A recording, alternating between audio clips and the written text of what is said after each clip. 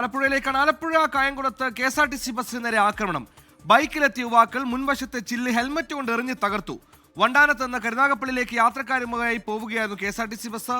അശ്വിൻ ബാലായി ആലപ്പുഴ ചെയ്യുന്നു. അശ്വിൻ, എന്താണ് പ്രകോപനം? ഇത്തരത്തിൽ നിരത്തിൽ ഇതൊരു അതിക്രമം കാണിക്കാൻ അവർക്കുണ്ടായ പ്രചോദനം, വിവരങ്ങൾ?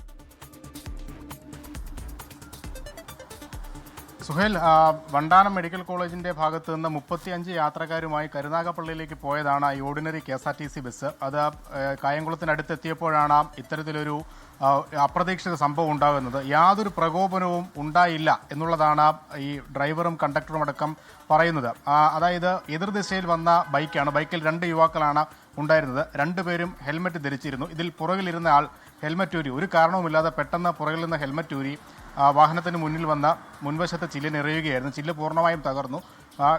ഡ്രൈവറുടെ ദേഹത്തേക്ക് ഈ ചില്ലിൻ്റെ ഭാഗങ്ങൾ തെറിച്ച് നേരിയ പരിക്കുണ്ട്. ഒപ്പം മുൻവശത്തിരുന്ന ഒരു ചെറിയ കുട്ടിക്കും നിസ്സാര പരിക്ക് ഏറ്റിട്ടുണ്ട്. അവർ ആശുപത്രിയിൽ ചികിത്സ തേടി മടങ്ങി.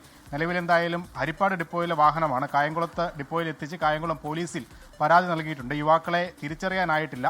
പെട്ടെന്നുണ്ടായ സംഭവമായിരുന്നുകൊണ്ട് നമ്പർ പോലും നോട്ട് ചെയ്യാൻ കഴിഞ്ഞില്ല എന്നുള്ളതാണ് ജീവനക്കാർ പറയുന്നത്. എന്തായാലും CCTV അടക്കം കേന്ദ്രീകരിച്ച് ഇവർക്കായുള്ള തെരച്ചിൽ നടക്കുകയാണ്.